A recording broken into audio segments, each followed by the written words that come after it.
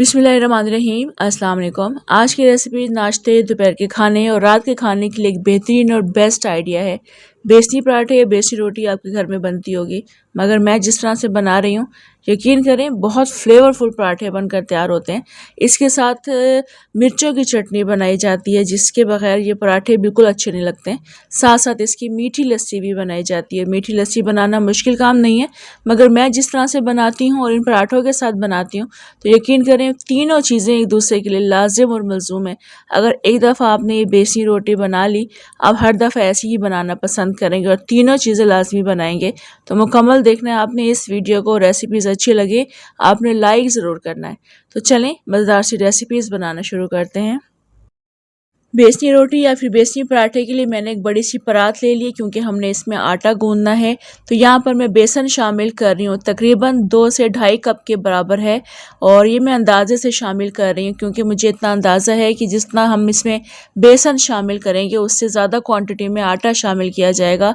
मज़ीद मैंने बेसन शामिल कर दिया। अब यहाँ पर मैं आटा इस्तेमाल कर रही हूँ। आटा मैं वाइट ले रही हूँ। आपके पास गंदम का आटा है, आप वो भी इस्तेमाल कर सकते हैं। तो यानी अगर आप 3 से 4 कप के बराबर बेसन ले रहे हैं, तो आप 5 से 6 कप के बराबर आटा शामिल करेंगे। इससे क्या होता है, लचीला आटा बनता है, बेसनी रोटी फटती नहीं है। अब हमने इसमें हरे मसाले शामिल किए हैं। यहाँ पर मैंने कुछ बारीक कटी हुई हरी मिर्चें शामिल कर दी हैं। हरा धनिया शामिल करेंगे, अच्छी क्वांटिटी में शामिल कर दीजिएगा। और साथ ही साथ हम इसमें पुदीना शामिल करेंगे, ये भी आपने अच्छी क्वांटिटी में शामिल करना है, यानी एक एक गड्डी आप दोनों चीज़ें शामिल कर दीजिएगा। और यहाँ पर बारीक कटी हुई स्लाइसेस में कटे हुए प्याज शामिल करेंगे, ये भी आपने अच्छी क्वांटिटी में शामिल करनी है। जितनी ज़्यादा चीज़ें हम इसमें रखेंगे उतनी ज़्यादा मज़ेदार पराठे बनते हैं। तो ये मैंने 4-5 दरमियानी प्याज लेकर बारीक काट कर शामिल कर दिए हैं। 1 टीस्पून के बराबर इसमें लहसुन का पेस्ट शामिल करेंगे। 5 से 6 टेबल स्पून के बराबर इसमें ऑयल ऐड करेंगे। खस्ता पराठे बनते हैं इस तरह से। ऑयल ऐड करने के बाद हम इसमें पाउडर की शक्ल में जो मसाले हैं वो शामिल करेंगे। आटे के मुताबिक मैं इसमें नमक शामिल कर रही हूँ। अपने टेस्ट के अकॉर्डिंग मैं तकरीबन 3 से 4 टीस्पून के बराबर नमक शामिल कर दूंगी। इसके बाद हम इसमें कुटी हुई मिर्चें शामिल करेंगे। ये स्पाइसेस अगर आप थोड़े से ज़्यादा रखेंगे तो वो अच्छे लगते हैं, क्योंकि आटे में जाने के बाद इनकी जो फ्लेवर्स हैं थोड़े से मध्यम हो जाते हैं।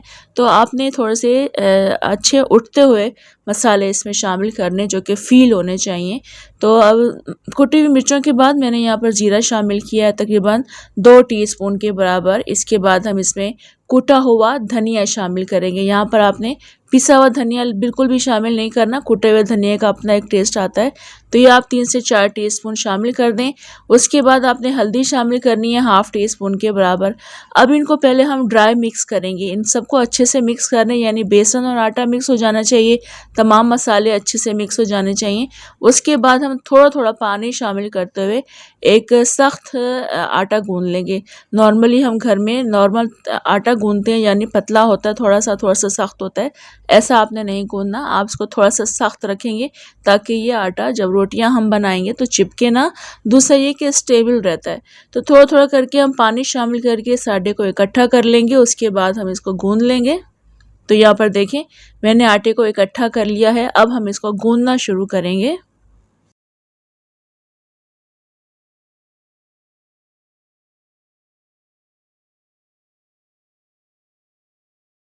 तो यहाँ पर आप देख सकते हैं मैंने आटा गूंद लिया है, और इस तरह का आटा आपने गूंदना है। इसको स्टेबल करना रखना ज़रूरी है। तो अभी आप देख सकते हैं लचीला आटा है, यानी टूट नहीं रहा है इसमें, क्योंकि हमने आटे की क्वांटिटी ज़्यादा रखी थी, तो वो आपने ज़्यादा ही रखनी है। बेसन थोड़ा सा कम रखेंगे तो रोटी आपकी पराठे टूटेंगे नहीं। तो बस अभी मैं इसको एक बाउल में ऐड कर दूँगी। इसको स्टेबल करने के लिए रेस्ट देना ज़रूरी है। तो मैं तकरीबन आधे घंटे का इसको रेस्ट दूँगी।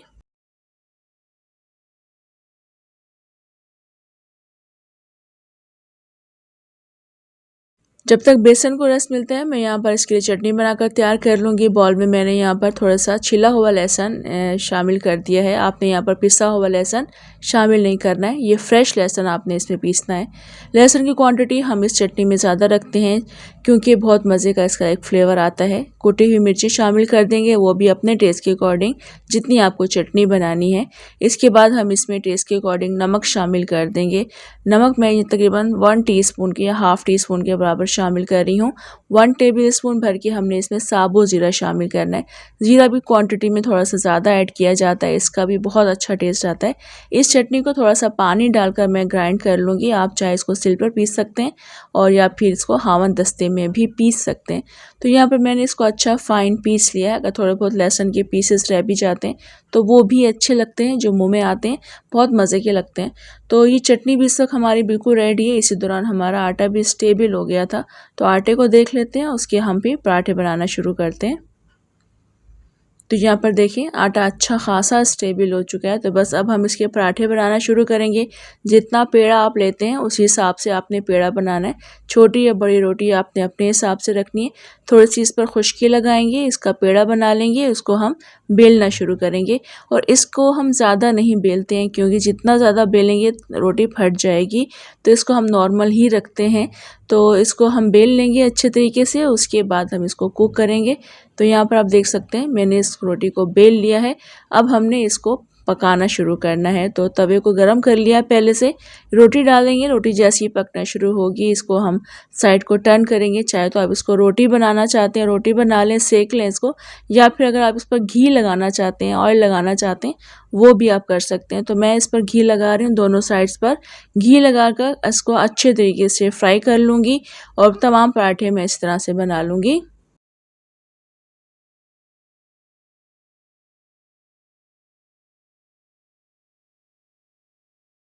तो यहाँ पर देखिए पराठा मैंने अच्छे तरीके से सेक लिया है। बस इसको हम यहाँ से उतार लेंगे। बाकी पराठे भी मैं इसी तरह से बनाकर तैयार कर लूँगी। और यहाँ पर आपने स्किप नहीं करनी वीडियो को। ये पराठे बनाने के बाद मैं लस्सी बनाऊँगी जो कि बहुत मज़ेदार बनेगी। दही मैंने आधा किलो लिया है, इसमें हम 1 गिलास दूध का शामिल करेंगे। साथ ही हम इसमें चीनी शामिल करेंगे। चीनी के अलावा आप और कुछ मिश्री वगैरह शामिल करना चाहते हैं शामिल कर सकते हैं, मगर गुड़ नहीं जाता या कुछ और मीठा इसमें नहीं जाता। तो बस आप इसमें चीनी ही शामिल करेंगे। साथ ही हम इसमें 2 पिंचेस के बराबर नमक शामिल कर देंगे। अब इन तमाम को अच्छे तरीके से बीट करके एक बाउल में ऐड कर देंगे। साथ ही हम इसके बर्फ़ ऐड करेंगे।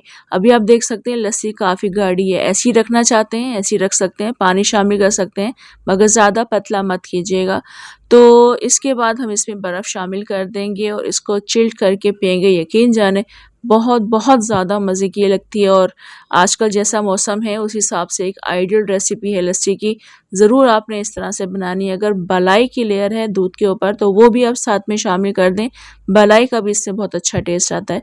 तो यहाँ पे मैंने लस्सी भी बना ली है। अब तीनों चीज़ें हम एक साथ सर्व करेंगे। और पराठे भी मेरे इस वक्त बन चुके हैं, तमाम पराठे चटनी के साथ, लस्सी के साथ, अचार के साथ, घर में कोई सा भी अचार अवेलेबल है उसके साथ आप इसको सर्व करें। यकीन जाने आपको मज़ा आ जाएगा। बहुत ज़बरदस्त रेसिपीज़ हैं, तीनों रेसिपीज़ लाज़िम और मलज़ूम है, एक दूसरे के बगैर ये बिल्कुल नामुकम्मल है। ज़रूर बनाइएगा और बताइएगा आपको ये रेसिपीज़ कैसी लगी। कमेंट, लाइक, शेयर के अलावा सब्सक्राइब ज़रूर कर लीजिएगा। इजाज़त दें मुझे, इंशाल्लाह दोबारा आऊँगी एक और अच्छी सी रेसिपी के साथ। अल्लाह हाफ़िज़।